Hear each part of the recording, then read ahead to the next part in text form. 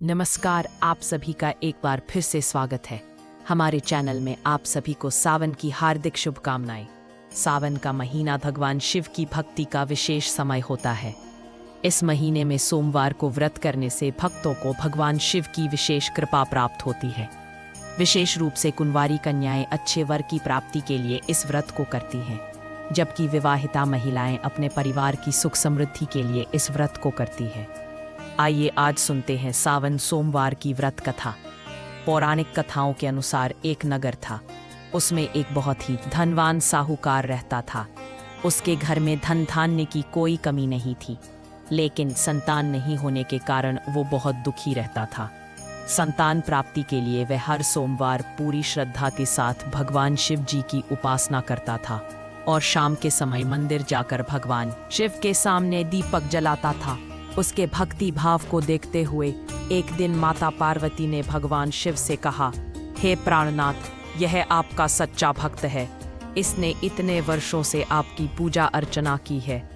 आप इसे संतान प्राप्ति का वरदान क्यों नहीं दे रहे हो? माता पार्वती के प्रश्न को सुनकर भगवान शिव ने उन्हें कहा कि साहूकार के पिछले जन्म के कर्मों के कारण उसके भाग्य में संतान का सुख नहीं लिखा है।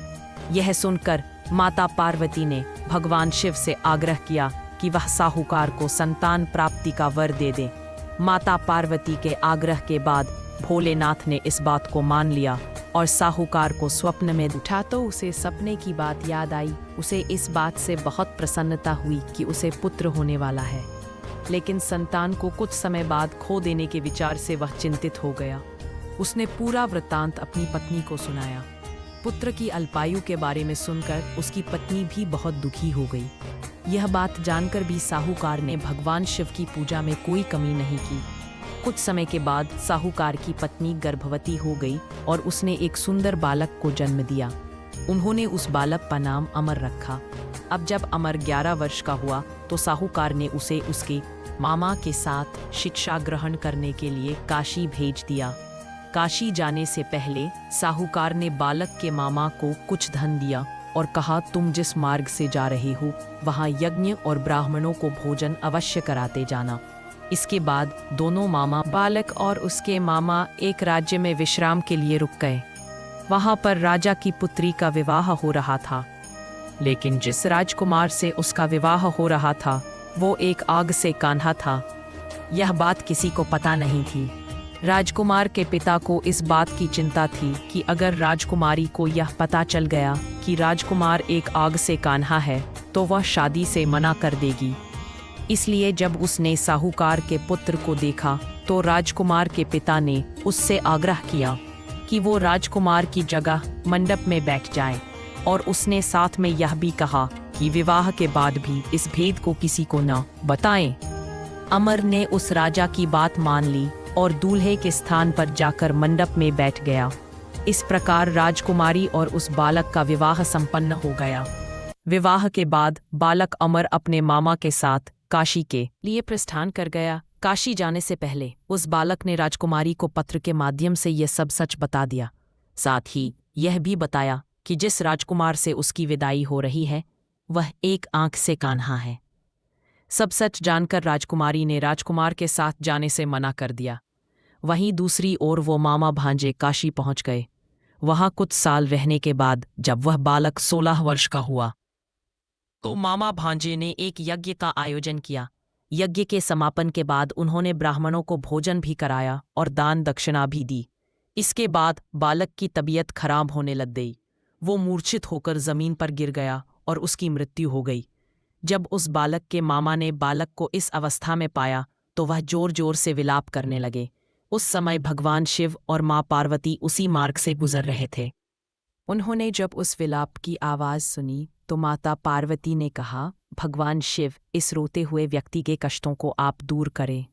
तब भगवान ने कहा, देवी, यह वही साहूकार का पुत्र है जिसको 16 वर्ष तक की आयु को जीवित रहने का मैंने वरदान दिया था। अब इसका समय पूरा हो गया है। तब माँ पार्वती ने कहा, हे प्राणनाथ, इस बालक का पिता पिछले 16 वर्षों से सोमवार का व्रत करते हुए आपके सामने दीपक जलाता है। कृपा करके आप इसके दुखों को दूर करें। माता पार्वती के वचन सुनकर भगवान शिव ने अमर को जीवन का वरदान दे दिया और इसके बाद वो बालक तुरंत जीवित हो उठा। यह देखकर उसको मामा को बहुत प्रसन्नता हुई। इसके बाद काशी से पढ़ाई पूरी करने के बाद वो दोनों वापस घर की ओर निकल पड़े।